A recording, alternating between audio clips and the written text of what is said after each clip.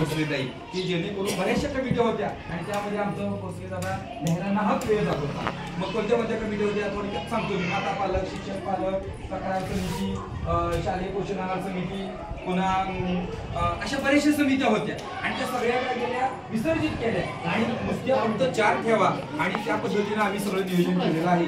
आणि त्यामध्ये विद्यार्थी सुरक्षा खूप महत्वाची आहे. बदलापूर सारख्या ठिकाणी बाहेरच्या व्यक्तीने येऊन शाळेमध्ये अन्याय केला त्याच्यावर हे तुम्हाला माहिती आहे, टीव्हीला मोबाईलला तुम्ही पाहिलं. तर असं काय होऊ नये म्हणून आपल्या शाळेमध्ये सीसीटीव्ही बसवावं आहे बघा सरपंच साहेब. तर या पद्धतीने आम्ही तक्रार पेटी सुद्धा इथं बसवलेली आहे. तर भौतिक सुविधेच्या बाबतीत माननीय सरपंच यांनी जे गळतं आहे ते काढण्यासाठी चांगले प्रयत्न केलेले आहेत. उपसरपंच आपले मिलिंद पवार सर अध्यक्ष, तर त्यांच्यासाठी आपण जोरदार आपण काय की हाताळायला प्रश्न आपल्या बौद्धिकच्या दृष्टीनं.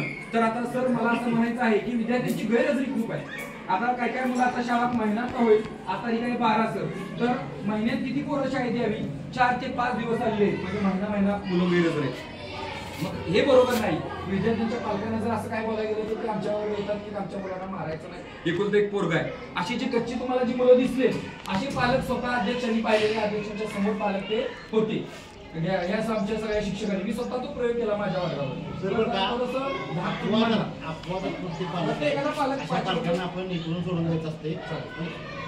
त्यानंतर आपल्या मोफत गणवेशाबाबत आपण 300 रुपये आपल्याला आलेले आहेत. तर त्याच्यामध्ये ते ड्रेस त्यांचा बसत नाही सगळे बसलेला.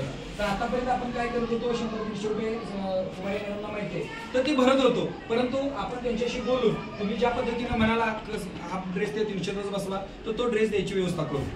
दुसरा विषय म्हणजे बुट सॉक्स. आपण पहिल्या दिवशी सर तुम्ही म्हणला की आम्हाला तुम्ही बोलवत नाही, तर त्या दिवशी आलेच नव्हते बुट, त्यामुळे तुम्हाला बोलवायचं आणि इथं गैरसोय होती ना.